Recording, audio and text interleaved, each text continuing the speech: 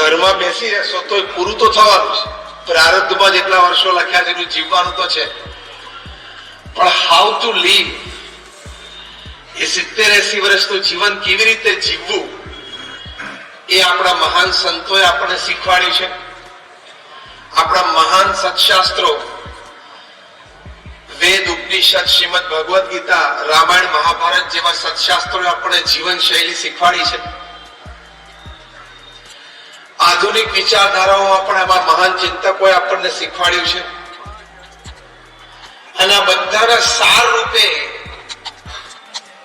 પ્રમુખ સ્વામી મહારાજ કે મહંત સ્વામી મહારાજનું જીવન એ આપણને ઘણું બધું શીખવાડી જાય છે. કારણ કે સુખી તો દરેક વ્યક્તિને થવું છે, હા કે ના? Just raise your hands if you say yes. જો બધા હાથ ઊંચો કરો.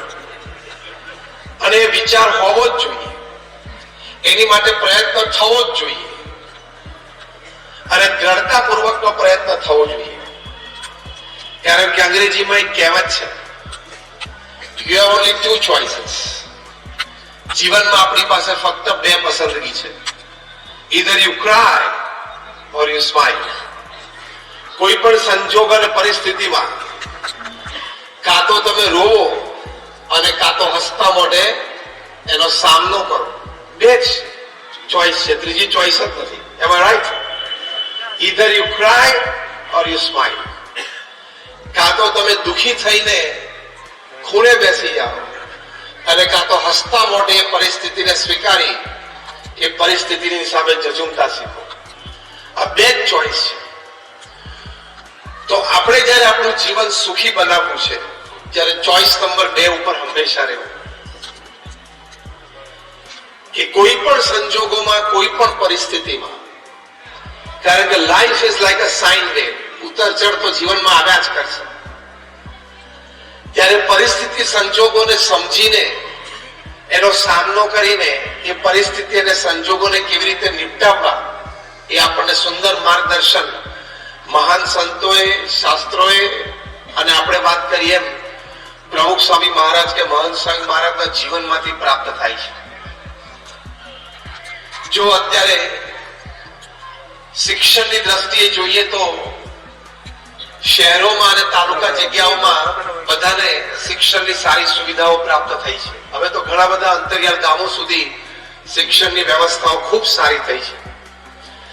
એટલે શિક્ષણની દ્રષ્ટિએ when it comes to academics બધાને ઘણી બધી તકો છે. વેપાર ધંધાની પણ ઘણી બધી તકો બધા પાસે છે. અનેક પ્રકારના વેપાર ધંધા થાય છે. અહીંયા તમારે ડિહાઇડ્રેશન પ્લાન્ટ આટલા બધા ચાલે છે. આખા ભારતમાં કદાચ 150 કે 160 જેટલા ડિહાઇડ્રેશન પ્લાન્ટ હશે, એમાંથી 110, 120 તો ખાલી મહુવામાં જ છે. એટલે વેપાર ધંધાની પણ ઘણા બધાને ઘણી બધી અનુકૂળતાઓ હોય. એટલે શિક્ષણ અને વેપારની અનુકૂળતાઓ, તકો એ દિવસે દિવસે વધતી જાય છે. પણ એ શિક્ષણ અને એ વેપાર, એની સાથે જો સંસ્કાર ન ભળ્યા તો એ શિક્ષણ છે, એ વેપાર છે, એ વ્યક્તિનું જીવન એ બરબાદ કરી શકે છે. શિક્ષણની દ્રષ્ટિએ તમે પહેલા જુઓ તો the bombs and the missiles are not made by illiterate people, uneducated people. આ બોમ્બ અને મિસાઇલ બનાવે છે કોઈ અભણ વ્યક્તિઓ નથી બનાવતા. એ ટોપ ક્લાસ સાયન્સ ગ્રેજ્યુએટ્સ બનાવે છે. અને ઘણા તો આઈવી લીગ કોલેજીસ માંથી ભણ્યા હોય, એટલે હાર્વર્ડ ને સ્ટેનફોર્ડ ને કાર્નેગી મેલન અને યેલ અને કિલોન જેવી યુનિવર્સિટીમાં ભણ્યા હોય, સ્નાતકો થયા હોય વિજ્ઞાન ક્ષેત્રમાં, પીએચડી થયા હોય, એ લોકો બોમ્બ અને મિસાઇલ બનાવે છે.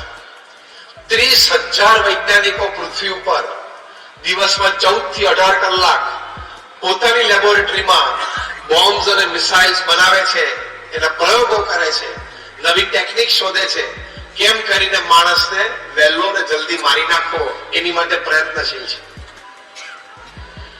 કોરોના દરમિયાન 30,000 વૈજ્ઞાનિકોએ ખાલી શસ્ત્ર બનાવવામાં જે બુદ્ધિ શક્તિ વાપરી, એ 1.5 વર્ષ જો લોકો કોરોના માટે કાઢ્યો હોત ને તો આપણે આટલી બધી બરબાદી નહોત જ નહીં.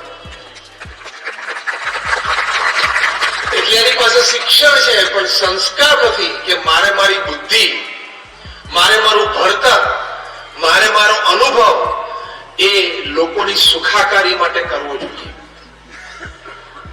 માનવ જીવનના ઉત્કર્ષ માટે કરવો જોઈએ. એની બુદ્ધિમાં વિચાર નથી કારણ કે સંસ્કાર નથી. એટલે જેમ એક બહુ જ મોટા પ્રોફેસર MS યુનિવર્સિટીમાં કહેતા કે sometimes universities are producing educated monkeys. ઘણી વખત યુનિવર્સિટીઓ છે ને ભણેલા ગણેલા વાંદરા તૈયાર કરે છે. વેપારની દ્રષ્ટિએ પણ એવું છે, વ્યવસાયની દ્રષ્ટિએ પણ એવું છે. એમાં પણ સંસ્કાર જોઈએ. સંસ્કાર ના હોય, સમજો આપણે વાત શું સમજવા બેઠા છીએ કે મારું જીવન સુખી જીવન, તો એ વેપાર વ્યવસાયમાં પણ આપણે સંસ્કાર જોશે, નહીં તો નીતિમત્તા અને પ્રામાણિકતા ક્યારેય નહીં આવે. જેને જેને ક્રિકેટના બોલ સાથે ચેડા કર્યા બધાએ ક્રિકેટ છોડવું પડ્યું કે નહીં? અને જેને જેને બેંક સાથે ચેડા કર્યા બધાએ દેશ છોડવો પડ્યો કે નહીં? 2-3 જણા લંડન ભાગી ગયા છે, 2-3 જણા કેરેબિયન આઇલેન્ડ ભાગી ગયા છે, બધાને પાછા લાવવાના છે. અને તિહાર દિલ્હીમાં wide arm spread ready to hug them. નીતિમત્તા અને પ્રામાણિકતા તમે ચૂકો વ્યવસાયમાં અને વેપારમાં, એ સંસ્કારનો અભાવ છે. એટલે પ્રમુખ સ્વામી મહારાજ પોતાના વિશાળ અનુભવ પરથી એક સરસ વાત કરતા. પ્રમુખ સ્વામી મહારાજ કહેતા કે જો તમે તમારા પરિવારજનોને સંસ્કાર નહીં આપો તો એક દિવસ એવો આવશે કે તમારે સંપત્તિ અને સંતતિ બેય ખોવાનો વારો આવશે. અને ઘણા સારા મોટા પરિવારોમાં આપણે આ જોયું છે. મુંબઈનો એક ધનાઢ્ય પરિવાર છે. એ પરિવારના વડીલશ્રીએ 4-5 વર્ષ પહેલા વોટ્સએપ ઉપર પોતાની એક સેલ્ફી વિડીયો વાયરલ કરી છે, તમે કદાચ જોઈ હશે.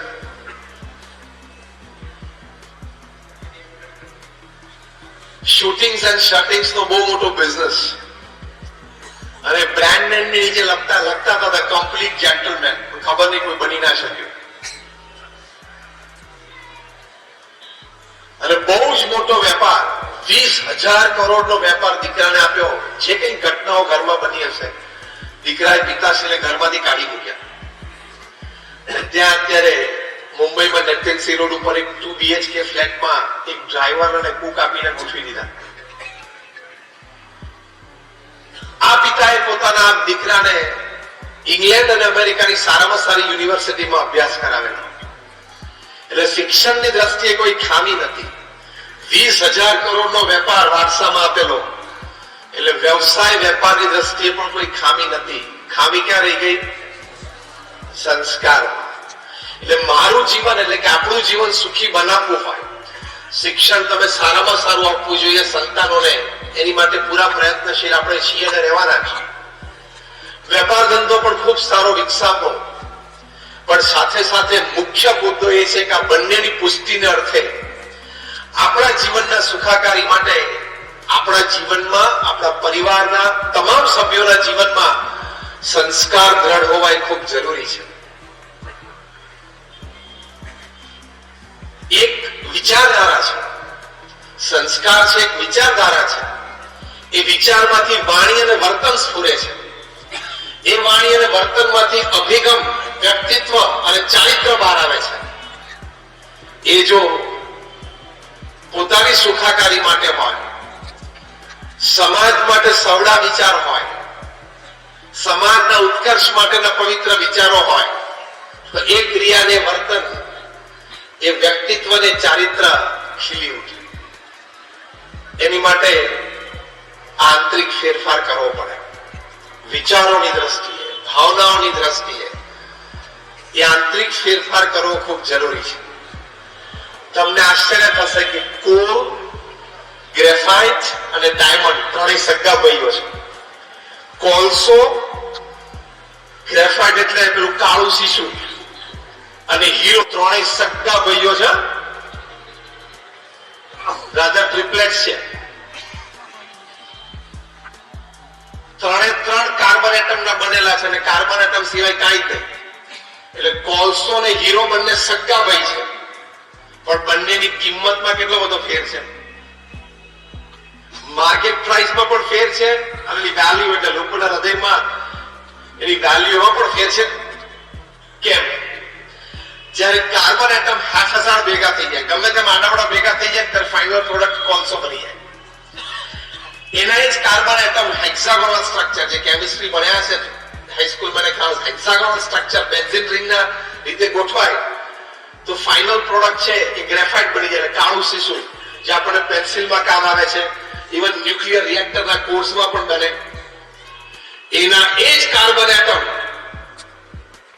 જ્યારે ટેટ્રાહેડ્રલ સ્ટ્રક્ચરે ગોઠવાય ત્યારે ફાઇનલ પ્રોડક્ટ હીરો બની જાય. એટલે કોલસો ગ્રેફાઇટ ને હીરો સગા ભાઈઓ છે, પણ એની કિંમતમાં બહુ ફેર છે. એક આટલા ટુકડા હીરામાં એક ટ્રક ભરીને કોલસો આવી જાય, એટલે એક ભાઈની કિંમતમાં આટલીમાં બીજા ભાઈનું ટ્રક ભર લોડ આવી જાય. એનું કારણ શું? Design of the internal structure. આંતરિક સ્ટ્રક્ચરની ડિઝાઇનમાં ફેર છે. સંસ્કાર એ આપણી આંતરિક ડિઝાઇન છે. એ ડિઝાઇન જેટલી આપણે સારી સુંદર બનાવીએ એટલી આપણી આઉટપુટ પ્રોડક્ટ એટલે કે આપણું વ્યક્તિત્વ, આપણું ચારિત્ર છે એટલું સુંદર દીપી ઉઠે. આપણને પણ જીવનનો સંતોષ થાય અને સમાજને પણ આપણે કોન્ટ્રીબ્યુટ કરી શકીએ. તો એ આંતરિક ડિઝાઇન માટે હવે પ્રયત્ન શું કરવો? આપણે પ્રેક્ટિકલ વાત કરીએ. અત્યાર સુધી આપણે સમજણ સંબંધી વાત સમજ્યા. હવે એ સમજણ સુધી પહોંચવા માટે પ્રેક્ટિકલ શું? તો હંમેશા સંસ્કારની જ્યારે વાત આવે ત્યારે સવડા, ઉચ્ચ અને પવિત્ર વિચારો જીવનમાં કરવા. આપણે કોઈ પણ સંજોગોમાં હોઈએ, ધંધો બેસી ગયો હોય, ઘરમાં કંઈક વિવાદ ચાલતો હોય, બિઝનેસ પાર્ટનર સાથે કંઈક પ્રશ્ન થયો હોય, કોઈ દુઃખનો પ્રસંગ આવી પડે જીવનમાં, કદાચ સુખનો પણ આવી પડે, ધંધો પણ સારો ચાલે, કોઈ પણ નેગેટિવ કે પોઝિટિવ પરિસ્થિતિમાં એક પાક્કો નિર્ણય રાખો કે મારે વિચારો તો સવડા, ઊંચા અને પવિત્ર જ કરવા છે. આ મારું જીવન સુખી જીવન માટે પ્રથમ અગત્યની વાત છે કે મારા વિચારો હંમેશા સવડા, ઊંચા અને પવિત્ર હોવા જોઈએ. કારણ કે એમાંથી શબ્દ, એમાંથી પ્રવૃત્તિ એ જન્મે છે. જો પ્રમુખ સ્વામી મહારાજ ફક્ત 5 ધોરણ ભણેલા હતા, સામાન્ય ગામડામાં એમનો ઉછેર થયો, એક ખેડૂત પરિવારમાં. અંગ્રેજીનું એક વાક્ય બોલી ના શકે, forget English, not even Hindi, Hindi ભાષાનું પણ એક વાક્ય ના બોલી શકે. પણ એક જ ઊંચો, પવિત્ર અને સવળો વિચાર એમણે જીવનમાં રાખ્યો. બીજાના સુખમાં આપણું સુખ, બીજાના આનંદમાં આપણો આનંદ, અન્યની પ્રગતિમાં આપણી પ્રગતિ, અન્યના ઉત્કર્ષમાં આપણો ઉત્કર્ષ. આ સર્વોચ્ચ કક્ષાનો પવિત્ર અને સવળો વિચાર છે. તો આપણે વાત કરીએ પ્રમાણે એમાંથી કેટલી બધી પ્રવૃત્તિઓ જન્મી કે Pramukh Swami Maharaj was a one man organisation. એક વ્યક્તિ સંસ્થા હતા. અંગ્રેજીમાં કહેવત છે કે the organization is a length and shadow of its leader. એટલે કે સંસ્થા શું છે? પોતાના નેતાનો એક લાંબો પડછાયો. એ પ્રમુખ સ્વામી મહારાજના જીવનમાં આપણે જોયો કે બીએપીએ સંસ્થાએ પ્રમુખ સ્વામી મહારાજનો લાંબો પડછાયો. કારણ કે એકલા હાથે એમણે આ સંસ્થાનો જે વિકાસ કર્યો, અને સંસ્થાના વિકાસ પાછળનો મુખ્ય હેતુ તો સમાજનો ઉત્કર્ષ હતો.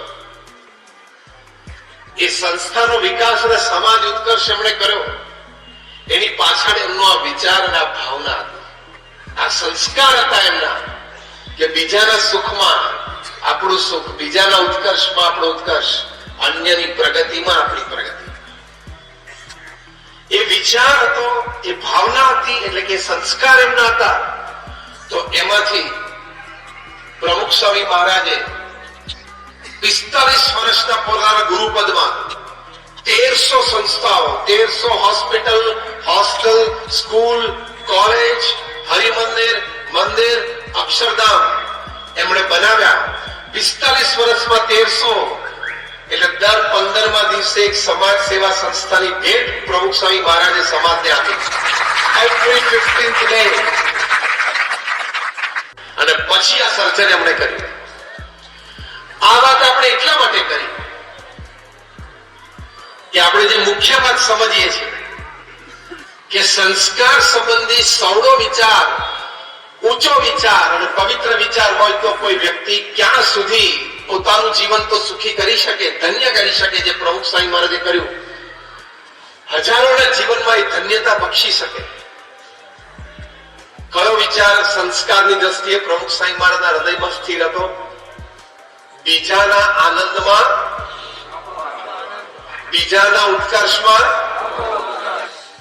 અન્યની પ્રગતિમાં. આ વિચાર સંસ્કાર સંબંધી છે. એટલે આટલો વિચાર તમે આજે બોલ્યા છો, રોજ સવારે ઉઠીને આ વિચાર બોલજો. પૃથ્વી ઉપર 8 અબજની વસ્તી થવા આવી છે. આ વિચાર જો બધા રાખે તો પૃથ્વી સ્વર્ગ તુલ્ય થઈ જાય, એટલી તાકાત પ્રમુખ સ્વામી મહારાજના વિચારમાં છે. એટલે હું બોલાવું એમ મારી સાથે બોલજો, કારણ કે આ વિચાર આપણે દ્રઢ કરવાનો છે. બીજાના સુખમાં, હું બોલાવું એમ જ બોલજો. બીજાના સુખમાં આપણું સુખ, બીજાના ઉત્કર્ષમાં આપણો ઉત્કર્ષ, અન્યની પ્રગતિમાં આપણી પ્રગતિ. જો આ વિચાર છે એ આપણું જીવન સુખી કરી શકે. આમાં કઈ આપણે કોઈને આપણું બેંક એકાઉન્ટ આપી દેવાનું નથી. આમાં કોઈને આપણા ઘરમાં 3 BHK માં રહેતા હોય તો એક બેડરૂમ કોઈને કાઢી આપીને એને મફત રહેવા માટે મૂકી દેવું, એવું નથી. કોઈનું ખરાબ અહિત ન ઈચ્છવું, ત્યારથી માંડીને અનુકૂળતાએ સમયે અન્યને મદદરૂપ થવું, એ સંબંધી વાત છે. પ્રમુખ સ્વામી મહારાજને એક પ્રસંગે કોઈએ પૂછ્યું કે કયો વિચાર તમારા મનમાં હંમેશા રહે છે? એમણે કહ્યું કે જે વિચાર મને ક્યારેય નથી આવ્યો, હું કહું, that was more interesting. પ્રમુખ સ્વામી મહારાજ બોલ્યા, કોઈનું પણ અહિત થાય એવો વિચાર મને જીવનમાં ક્યારેય નથી આવ્યો. આ સંસ્કાર કહેવાય. અને આમે કદાચ આપણે કોઈનું અહિત ઈચ્છીએ તો આપણું ઈચ્છવાથી તો થવાનું નથી એનું. હા કે ના? કોઈના પ્રત્યે ઈર્ષ્યા રાખીએ તો એનું અહિત થવાનું છે? નથી થવાનું. તો આપણે શું કામ એવા એટીટ્યુડથી જીવવું? આપણે એટીટ્યુડથી ના જીવીએ. એની મહેનતનું, એના નસીબનું અને એની ઉપર થઈ જે ભગવાનની કૃપા, એનું એ ફળ ભોગવે છે. મારા નસીબનું, મારી મહેનતનું અને મારી ઉપર ભગવાનની કૃપા અને પ્રારબ્ધ, એનું હું ભોગવું છું. He is he, I am I. That is the attitude. Simple.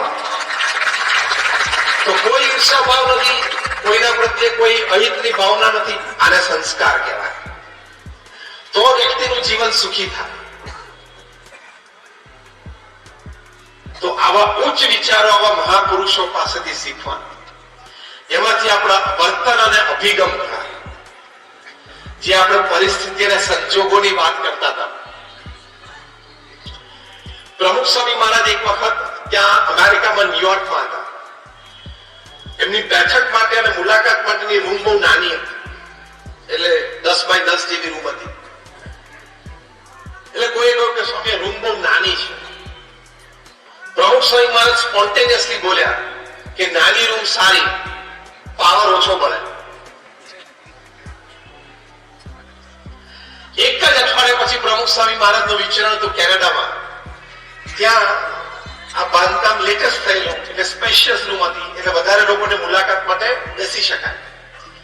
એટલે પેલી વ્યક્તિ કીધું, સ્વામી આવી મોટી રૂમ સારી. પ્રમુખ સ્વામી મહારાજ કે આ મોટી રૂમ સારી, વધારે લોકો આવીને બેસી શકે. નાની રૂમ પણ સારી, પાવર ઓછો પડે.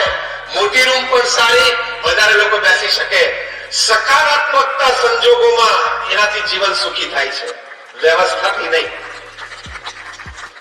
કોઈ પણ સંજોગો અને પરિસ્થિતિમાં સકારાત્મકતા જોઈએ. If there are 10 reasons you want to curse something, there are 10 reasons you can bless. કોઈ પણ સંજોગ અને પરિસ્થિતિને ગાળ દેવી હોય તો 10 કારણો છે, અને એ પરિસ્થિતિમાંથી શીખી લેવું હોય તો પણ 10 કારણો છે. Choice is yours. Make a wisdom-filled choice. પસંદગી આપણી છે, પણ શાણપણા રૂપ પસંદગી હંમેશા જીવનમાં કરવી. તો કોઈ પણ સંજોગો, કોઈ પણ પરિસ્થિતિમાં સકારાત્મકતા. એટલે મોડર્ન મેનેજમેન્ટની દ્રષ્ટિએ એક વાત શીખવાડવામાં આવે છે કે પ્રોસ્પેરિટી થિંકિંગ હંમેશા રાખવું, પોવર્ટી થિંકિંગ ના રાખવું. એટલે સમૃદ્ધતા વિચારવી પણ ગરીબાઈ ન વિચારવી. એટલે શું? સમૃદ્ધતા વિચાર એટલે આ વાત બનશે, આ પ્રશ્નનું સમાધાન આવશે, અત્યારે આ સંજોગો પરિસ્થિતિ પ્રતિકૂળ છે પણ કાલ સવારે સુધરશે. એ જે આશા, એ જે ઓપ્ટિમિઝમ એટલે કે સકારાત્મકતા, એને પ્રોસ્પેરિટી થિંકિંગ કહેવાય. માણસ એનાથી સુખી બને છે, જીવન એનાથી સુખી થાય છે. અને પોવર્ટી થિંકરો એ શું વિચારે? લે મરી ગયા, હવે શું થશે, કઈ મજા નથી આવતી, અંધારું દેખાય છે, કોઈ મને મદદ કરનાર નથી. આવા નબળા વિચારો કરે. કોઈ મદદ કરનાર ના હોય ને કશું જ ના હોય, ખિસ્સામાં એક પૈસો પણ ના હોય, બેંકમાં તો ના જ હોય, ખિસ્સામાં ના હોય, અને ઘરમાં એક અનાજનો દાણો ના હોય, તો એ સકારાત્મક વિચાર કરવાનો આપણો જન્મસિદ્ધ અધિકાર છે. સમૃદ્ધતા વિચારવાનો એ આપણો જન્મસિદ્ધ અધિકાર છે. આનાથી જીવન સુખી બને છે. આપણો વિષય છે કે મારું જીવન સુખી જીવન. તો સમૃદ્ધતા વિચારવી, હોપ એન્ડ ઓપ્ટિમિઝમ, સારું થશે. હું થોડો પ્રયત્ન કરીશ તો પ્રશ્નમાંથી બહાર નીકળી જઈશ. મારે મિત્ર વર્તુળ સારું છે, હું કોકને વાત કરીશ તો મને કંઈક થોડી ઘણી મદદ મળશે. હું આ પ્રશ્નમાંથી બહાર નીકળવા માટે પ્રયત્ન કરીશ તો મને મદદ મળશે. આને પ્રયત્ન કર્યો તે આગળ વધ્યો, આને પ્રયત્ન કર્યો તે આગળ વધ્યો, આને પ્રયત્ન આગળ વધ્યો તો હું પણ પ્રયત્ન કરીશ, હું પણ આગળ વધીશ. એવા સકારાત્મક, હોપફુલ એટલે આશાવાદી, ઓપ્ટિમિસ્ટિક વિચારો હંમેશા જીવનમાં રાખવા. અને આ બધા શબ્દો ડિક્શનરીમાંથી કાઢી નાખવાના. કાંઈ આપણા હાથમાંથી પેલી કપરાકાબી છોડે તો મરી ગયા, આટલા ના મારે, ખાલી કપરાકાબી ફૂટે. એટલે આપણી માનસિકતા, આપણા શબ્દો એવા થઈ ગયા, એટીટ્યુડ એવા થઈ જાય. કારણ કે આપણને મૂળભૂત આપણે જે વાત કરીએ કે ઊંચા, સકારાત્મક અને પવિત્ર વિચારો નથી. એ વિચારો પરાણે મગજમાં નાખવા પડે. કારણ કે માણસની બુદ્ધિ અને સ્વભાવ પ્રકૃતિ પ્રમાણે કાયમ ઊંચા, સકારાત્મક અને પવિત્ર વિચાર ન આવે. આની માટે આપણે પ્રયત્ન કરવો પડે ને પ્રયત્ન એટલે બોલવું પડે. જીભથી 5-10 વાર મનમાં બોલવું પડે, ત્યારે વિચારો ઘૂસે, અંદર ઘૂસે, અને તો તમને જીવનમાં આઉટલુક બદલાય, પ્રગતિ થાય. એક દ્રષ્ટાંત આપું તમને. અમેરિકામાં લાઈટ જાય તો તરત ફોન કરે, કારણ કે પ્રાઇવેટ કંપનીઝ ઓપરેટ કરતી હોય. લાઈટ કેમ ગઈ? કારણ કે અમેરિકન છે ને એટીટ્યુડ થી જીવે છે. જવી જ ના જોઈએ લાઈટ, લાઈટ જાય છે. જાપાનમાં લાઈટ જાય ને તો તરત સેલ્ફ હેલ્પ પીપલ છે, સેલ્ફ વર્કિંગ પીપલ છે, તરત ક્યાંક ચૂલા શોધી લાવે, એની પર ચડી જાય, ફ્યુઝ સરખો કરવા માટે કરે. આપણા ફ્યુઝમાં કઈ તકલીફ નથી. અને આપણે ઇન્ડિયામાં લાઈટ જાય તો બહાર આવી અગાસીમાંથી જોવે, બાલ્કનીમાંથી, બધાની ગઈ ક્યાં, અને પછી બેસી જાય બેન્ઝીન લેંગો પહેરી, પોટલી ચડાવી વાતો ગપ્પા મારે, જાય પાછું. મૂળ બધાની ગયેલી હોવી જોઈએ. યસ ઓર નો? આપણો એટીટ્યુડ છે એ નિમ્નતાનો વિચાર કહેવાય, શ્રેષ્ઠતાનો વિચાર ના કહેવાય. આ માનસિકતા આપણે બદલવી પડે. એ માનસિકતા બદલીએ એટલે શ્રેષ્ઠ અને ઊંચા વિચાર હોય. પેલું મચ્છરિયું નાનું બચ્ચું જન્મેલું અને એને પાંખો આવી એટલે પહેલી ફ્લાઇટ લીધી એને, આમ રૂમની આમ ઉડ્યું. મેડન ફ્લાઇટ હતી, પહેલી ફ્લાઇટ મચ્છરના બીબીની, નાનું બચ્ચું. એટલે માતા પિતા, એક સ્ટોરી છે, એટલે માતા પિતા ખૂણામાં બેઠેલા અને માતા પિતા જોયું કે આપણું નાનું બાળક મચ્છર આખા રૂમમાં પહેલું ઉડાન લીધી. અને પાછું માતા પિતા પાસે આવ્યું એટલે એની માતા અને પિતાએ પૂછ્યું કે બેટા પહેલી ઉડાન કેવી રહી? તો કે મમ્મી પપ્પા પહેલી ઉડાન બહુ જોરદાર રહી. હું આખા રૂમમાં જ્યાં જ્યાં ઉડ્યું ને ત્યાં બધાએ મારી માટે ખૂબ તાલીઓ પાડી.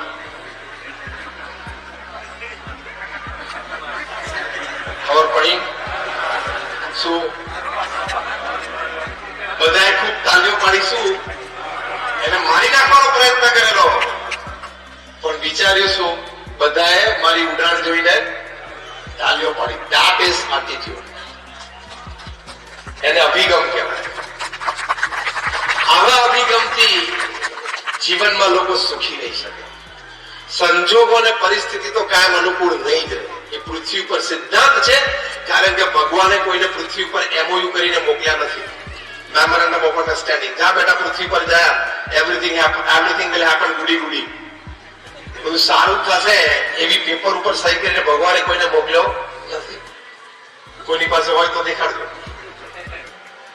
Life is like a sine wave. ઉતર ચડ તો આવવાની છે, પણ આ વિચારોની સકારાત્મકતા હંમેશા જીવનમાં રાખવી. પ્રમુખ સ્વામી મહારાજ એક વખત કહ્યું, સ્વામી ગાડી બહુ આપ સુકન્યાળ છે, વર્ષમાં 3 વખત અથડાઈ. સ્વામી કે સુકન્યાળ કહેવાય, 3 વખત અથડાઈ પણ કોઈની ઈજા થઈ. જો આ દ્રષ્ટિએ કોઈ પ્રસંગને જોવો, આ અભિગમથી એ પ્રસંગને મૂલવવો, એ જીવનમાં સુખી રહેવાની ચાવી છે.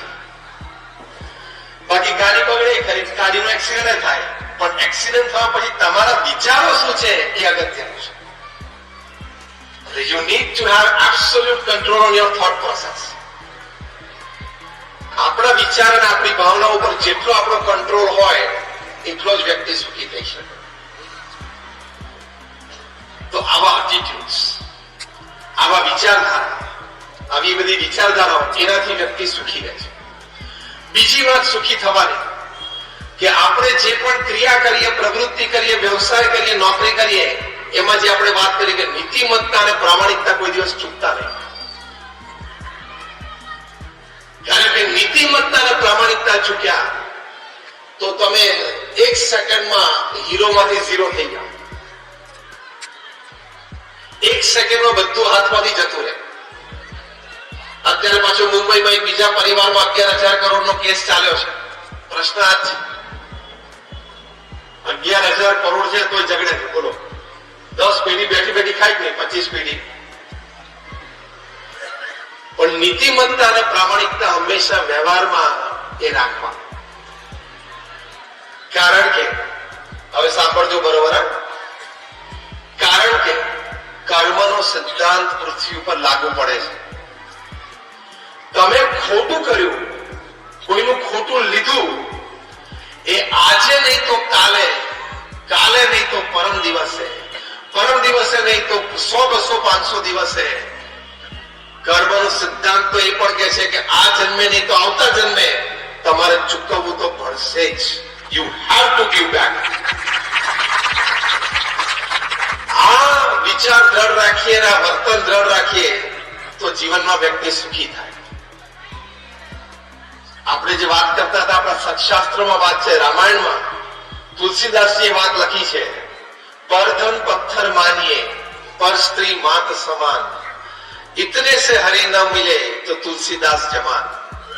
આ નીતિમત્તા અને પ્રામાણિક જીવન અને વ્યવહારની જ વાત છે કે પર ધન પથ્થર માનીએ, કે જે ધન આપણું નથી એ ધન આપણી માટે પથ્થર અને ધૂળ સમાન છે, થૂકાય પણ નહીં, આપણું થૂક બગડે. આ વાત તુલસીદાસજીની રામાયણમાંથી બધા સમજી જાય તો કોર્ટમાં 70% કેસ બંધ થઈ જાય એમ છે. હા કે ના? આ 7-12 માં 15-15 નામ કેવી રીતે નીકળે છે? 5-5, 10-10 નામ કેવી રીતે નીકળે છે? આ વાત સમજ્યા નથી ને પોતે દુઃખી થાય છે, બીજાને દુઃખી કરે છે. પર સ્ત્રી માત સમાન. અમારા સદગુરુ સંત પરમ પૂજ્ય ડોક્ટર સ્વામી આ વાત સમજાવે છે કે તમારા પત્ની સિવાય આ પૃથ્વી પર કોઈ પણ સ્ત્રી ઉંમર પ્રમાણે કાં તો તમારી માતા છે, કાં તો તમારા બેન છે, અને કાં તો તમારા દીકરી છે.